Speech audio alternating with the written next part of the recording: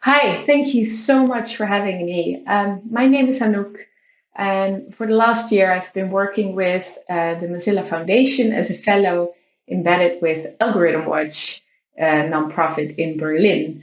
And today, I want to talk about data trust, which is what I've been working on for most of the last year. We'll discuss a little bit about what they are and how they're useful. But before I'm going to dive into any of that, I want to take a whole bunch of steps back and look at the reasons why I think data trusts are such important models. And like I said, a whole bunch of steps back because we're going to start with collective privacy. And collective privacy kind of starts in the present day. There are many, many terrible things about the pandemic that we're all living through right now. But one of the things I find quite interesting is this increased awareness that just leaving all our decisions to individuals and hope that if individuals make the right decisions for them, that somehow that will end up in a collective outcome that works for all of us, that notion seems to be increasingly invalid. Like we seem to all be learning quite rapidly how interdependent we all are. And if that sounds a bit vague, I think all of us by now have had the realization that yes, we can individually decide to go outside and go to the supermarket and not wear masks, but and that may work for each one of us. We may be young enough, we may not be at risk, and so that decision seems to be a very valid one for each of us individually. But obviously, as we have now become aware, doing so may impact the lives of others quite severely. And a similar lesson needs to be learned when it comes to privacy. Because as it turns out, me sharing data just about myself and making that decision for myself can often have quite severe consequences for other people as well.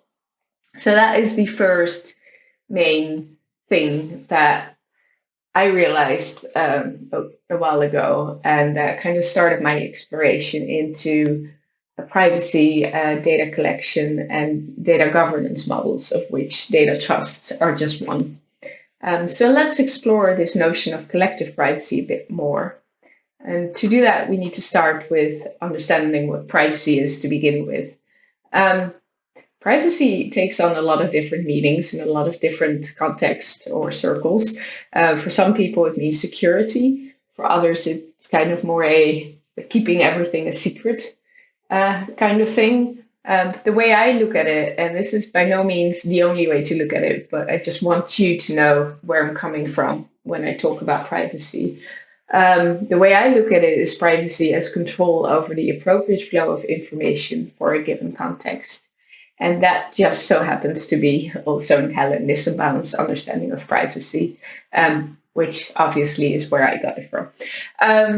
But if we look at the two, I think, quite important words in that definition, the first is control, like who has control over what information is shared, and the second one is appropriate flow. And appropriate, what is appropriate and what is not appropriate, can have the answer to that question can be very different depending on the context you're in. Like telling telling someone something about yourself in one context can be totally valid, but you may not want that information to be shared in another context. And having control over deciding in what context you want what to be shared is what I refer to as privacy. Um, so that's a little bit of the eat your vegetables part of this talk. Let's look at how this works out and how we are approaching privacy right now. And when I say we, I mean sort of Western society when looking at things like data protection laws and how companies are looking at privacy and giving us that control. And I think the first thing to notice is that with those approaches to privacy, we put a whole bunch of the decision making on the individual. And that means approaches like notice and consent. It also means protecting the individual, so more privacy as secrecy and like making sure we collect as little information as possible. But notice and consent, I think, is the interesting one here. You're all app developers, and so I'm sure you've come across or have had to build these little consent boxes, the little pop-ups in websites that ask you whether you want your cookies to be collected, yes or no. I think by now we've all gotten really tired of those little boxes. And that brings me kind of to my first point and the first flaw in privacy as a fundamentally individual concern, because who has time to make all those decisions? Who has time to, for each website that we encounter, really, sit down and think about whether we want to share our data in that way, whether we want to have that specific website hold that specific cookie about us, even if we do know it. Do we really want to click through all the different options and then select the right one? And I think this decision fatigue basically means that when we reach those websites, instead of being notified and then being able to consent, we're just kind of like wildly clicking until the pop-up disappears. At least that's what I do. I may be alone, but I doubt it. So yeah, that I think is the first fundamental flaw in this notice and consent approach. But there are some other flaws as well, and I think they're actually more fundamental. And the first one is this idea of notice and consent kind of fundamentally relies on our ability to be able to say no. Like, if you ask someone to consent to something and they can only say yes, that's not really consent. They always need to be able to say no. And theoretically, we often are. Like, I could easily delete my Facebook account. That's an option that's available to me. But it's not really an option if that means that I lose access to a bunch of my friends, if that means I can no longer go to events that are only published on Facebook. And in some cases, it means that people lose access to support groups and like information groups they really actually rely on for their day-to-day lives. And so all of a sudden, our ability to say no is not really a full ability to say no. And that kind of closely relates to the second point, which is, yes, Facebook allows you to say yes and consent into your data being shared, but you can only say yes or no. And maybe in the case of Facebook, which may be the wrong example actually, you can go through the privacy settings and determine which things you want to make public and which things you don't. But by and large, the option is usually between yes or no. So what about you go to Facebook, you read the terms of conditions and conditions, which, let's be honest, no one actually does, but let's assume you do.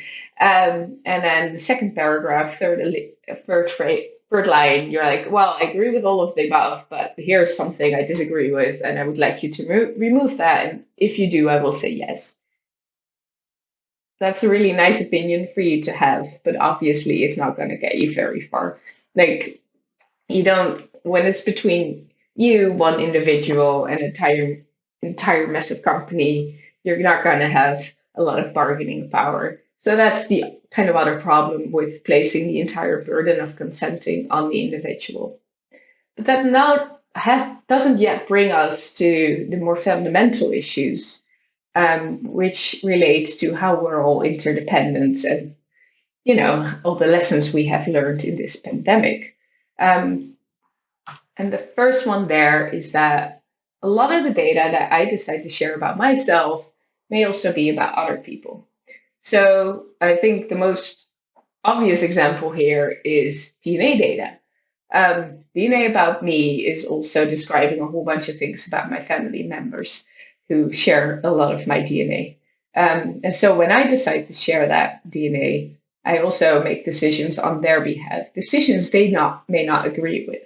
And what is more, I'm not just making decisions for the family members I currently know about because they're alive. I'm also making decisions on behalf of family members who are currently not yet born, so who cannot even make that decision for themselves. So how do we deal with those situations? Who makes decisions in those situations? How do we navigate those choices? And then the other one that's closely related is what happens in the cases where even if I share data that's only about me, and even if it seems like the context in which I share it with would still reveal only information about me, even if all those things are true, and it seems like I should be the one deciding, even in those cases, my sharing of my data could still end up impacting other people. And I feel like that's always the hardest one to grasp. But to give an example, um, I'm in the UK right now, I'm in London, and what's kind of becoming more normal here is for people to share data they obtain through their Fitbits and other types of health tracking apps, to share that with their health insurance companies. And in return, they get all sorts of fun perks like free movie tickets or cappuccinos. Um, and all of that seems pretty okay. Like, you don't have to share it. If you want to share it, you can. And it's all up to you and it's your choice. But I always wonder, like, what happens if all the healthy people in the UK who are doing their 10,000 steps a day, what if they all share that data with their health insurance companies, but all the people who are maybe not so healthy and have difficulty walking 10,000 steps a day, they don't. All of a sudden, insurance companies can make a lot of can draw a lot of conclusions about the group that's not sharing data. And they could decide to reflect that new learning in their premiums.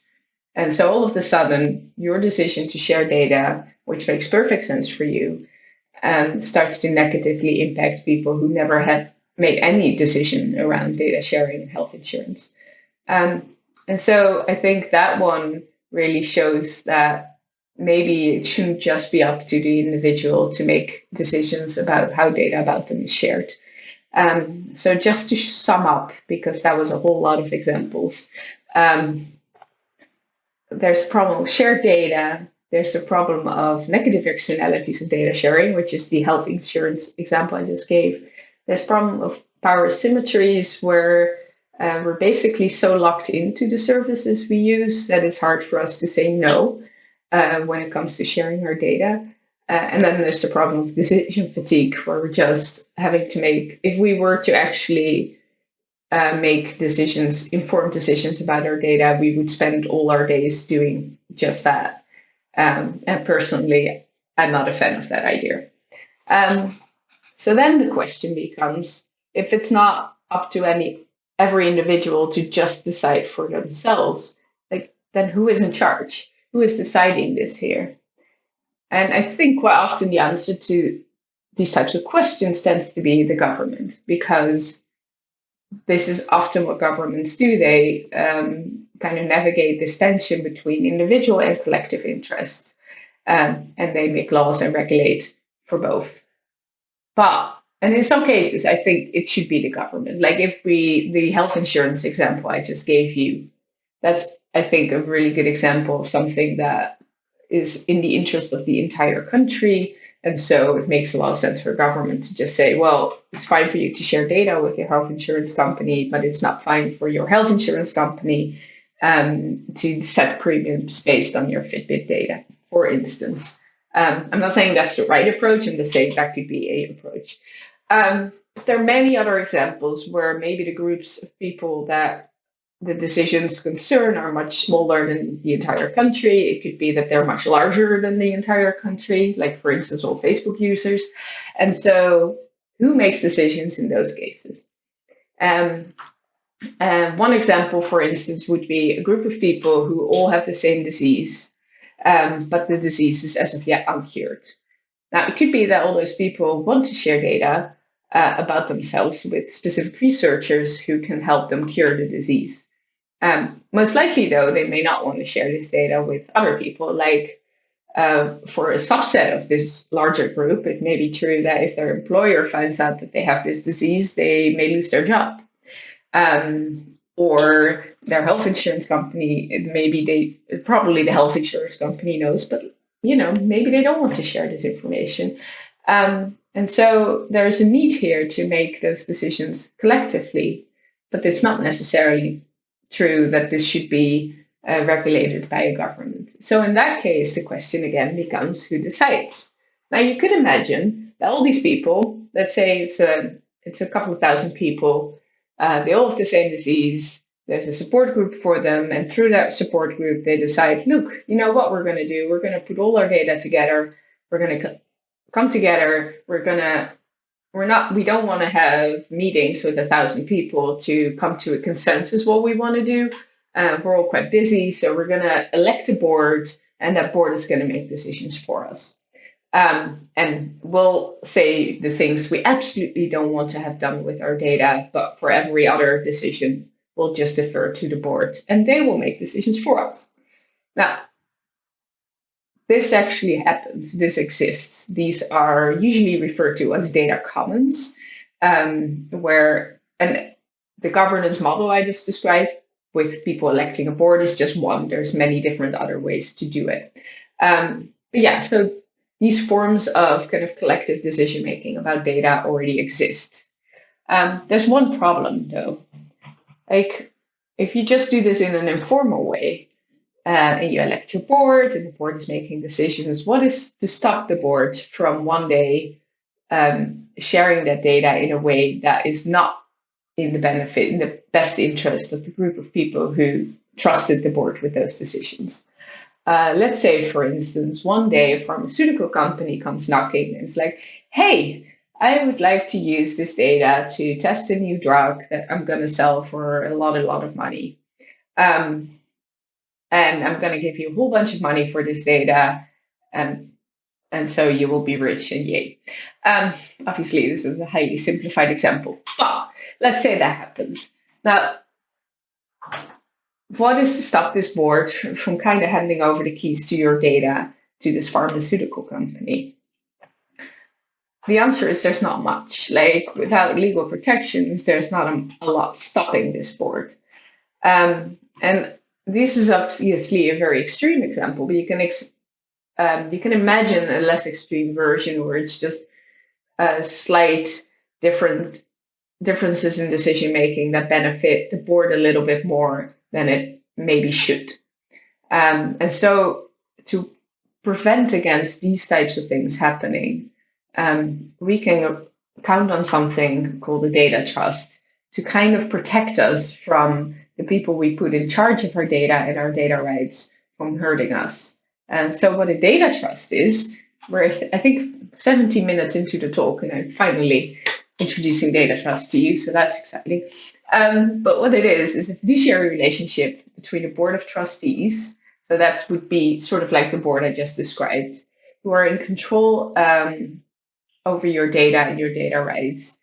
And that relationship is between them and the beneficiaries of the trust. So in the example I just gave, the beneficiaries would be the people handing over their data rights to the trust, but it could even be a larger group of people, like everyone in the world with that disease. And then the purpose of the trust could be to cure the disease. But yeah, what's very special about this trust, because so far I've basically explained the system we set up a moment ago with a community coming together and electing a board. But what's very special about a trust is, first of all, it's a legal instrument. So these things exist as legal mechanisms. They usually exist as trust, where rich people put money into a trust to make it available to their children. But that same legal mechanism we can use for these data trusts. And what that provides us with is with a guarantee that the trustees, the people we invite to make decisions for us, that they are bounded by two different fiduciary duties. And the first one is the fiduciary duty of loyalty, which means they only get to make decisions that are in your sole interest. The other fiduciary duty is the duty of care, and that means they shouldn't be negligent. Now, the duty of loyalty, I think, could use a little bit more explanation. It basically is the same as your doctor having a fiduciary duty to look after your sole interest. So your doctor, for instance, has to make decisions that are only based on your interest and cannot, for instance, take money from a pharmaceutical company that tries to convince the doctor to only sell certain brands of drugs. Like doctors are not allowed to do that, even if it were also in the interest of the patients, because they can only act in the interest of the patients and not also in their own interest. And these fiduciary duties are legally protected. And so if someone violates them, you can go to court and challenge and hold them accountable. So suddenly we have this extra layer of protection that helps us set up all sorts of different collective data governance systems. I think always pictures help a lot. So I drew this fun little data trust picture just to give you a little bit of better sense of all the different things involved. So we have the group of data trustees, which are the people you say, like, those are the people I trust to make good decisions about, just for me individually, but also for us as a collective. We have data subjects, or sometimes it's maybe not data subjects. Data subjects are people the data would be about. It could also be a group of people who hold a bit of data that they want to entrust to those trustees. They are the ones that put the data or the data rights into the trust, and also define its beneficiaries. So as I already explained, like in the example of the groups of patients, the beneficiaries would be those patients. So they could be the exact same people as the people who put the data into the trust, but they can also be broader defined as sometimes even the entirety of society. Like I said, data trusts have purposes, and so they are limited by that purpose, for instance, curing cancer. And then we have another group of data users, and those are the companies and the organizations and the universities and researchers who come to the data trust like, hi, hello, can I use this data that you have here to do X, Y, Z? And then the data trust review that request and basically decide whether or not they want to grant access and under what conditions. Now, setting things up like this also means something else. Like, let's say we have a data trust with 1 million people who have kind of handed over specific rights over a specific set of data to a group of trustees. Now, all of a sudden, instead of you going up to Facebook and saying, hey, I have a problem with your terms and conditions, can we maybe talk about that? All of a sudden, you have 1 million people saying, hey, we have a problem with your terms and conditions. And so it seems all of a sudden it will be a lot more likely that Facebook will actually give you a seat at the table and start listening. But the other thing that's interesting is if we go back to this picture, if the data trustees say, okay, data user, you can use it for this purpose and this purpose alone, and we're going to audit you and we can make sure that you actually do what you say you do. If that data user later on violates those terms, the data trustees can just stop sharing data immediately. And this is a very different situation from the situation we're often finding ourselves in today, which is a company will violate our data protection rights, but then that kind of goes to a data protection agent, and they will look it over and they will be like, okay, yes, this is indeed in violation, and they may issue a fine or they may go to court. But by the time something's actually done, it's a year later, and this company may, in the meantime, may still be using this data in the same wrongful way. And with the data trust, by controlling it, by having immediate control over the data, we can stop that abuse of data immediately.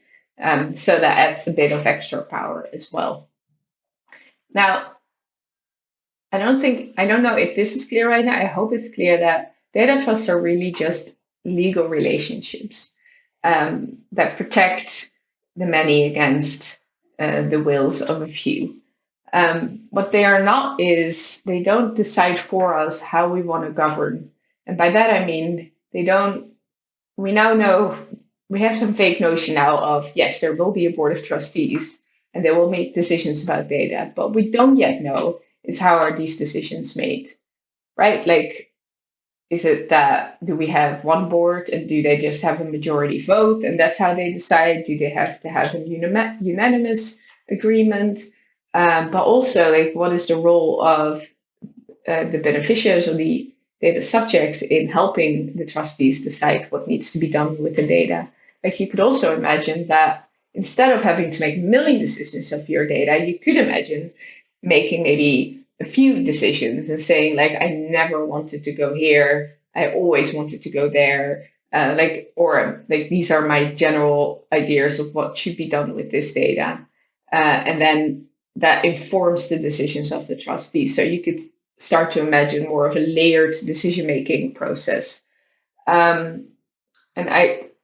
This is a little bit of a tangent, but I tend to compare this to how we handle consent in hospitals. Like before you have any kind of surgery, you tend to have to sign a consent form. But what's interesting about that is you basically consent to kind of basic things like, do you want the surgery? Do you want to be resuscitated? Should that be needed? Can we use other people's blood? Like those are the kinds of questions you need to consent to. You're not consenting to say, well, we're going to slice you open in this specific way, and then we're going to do all these, like all the steps that are going to happen during the surgery. We're not signing off on each and every one individually because we don't have the kind of knowledge to be able to do that. And it's also not really the point. The point is, does this surgery, do you want to take the risk of this surgery? Are any of your religious beliefs harmed or violated by doing this surgery? Those are decisions you want to make. And you then want to be able to trust the surgeons to listen to what you want, but also to be capable and to be held accountable if they turn out to not to be capable. And I think a data trust kind of creates that same system, but for data. So we could still make the high level decisions of saying, well, these are my values, and so I never want to share my data with this institution because that violates my basic values. But I don't want to decide exactly which piece of data for what duration, and I want to hand that decision over to people I trust. Again, still a lot of things are unclear. For instance, can we just exit a data trust? Can we take our data back out if we don't agree? The other thing that I haven't really covered is, how do we even elect a trustee? Like, who do we think are the right people to make those decisions? Where do we find such people? Do they even exist? Do we need to train them? So these are all very much open questions. Are these people democratically elected every year, or are they just appointed and they stay on for the rest of their lives? And so, yeah, there's lots of open questions, and a lot of my work right now is to explore different governance models for these data trusts. And I say different because I think different problems and different purposes of data trusts are going to call for different governance models as well.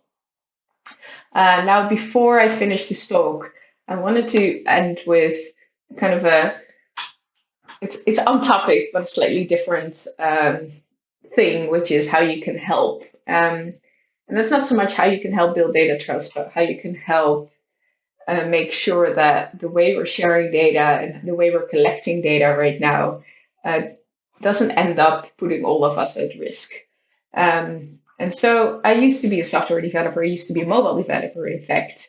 And so as a freelancer specifically, I often had governments and companies come up to me with occasionally very good app ideas and occasionally things that seemed to be good ideas, but would end up collecting a whole lot of data about very vulnerable populations without a really clear reason or a really good plan of how to protect those people. And so this to me is kind of a call to you to say, you are the first line of defense. You are probably the first people to get those calls. And so you're really well placed to ask the right questions. And it's often really just about that. And because some people have bad intent and will do things because, they're evil. But for the most part, we make mistakes while trying to do the right thing. And so it's up to all of you to start asking these questions when clients and employers reach out to you to build things. And I hope from this talk, it's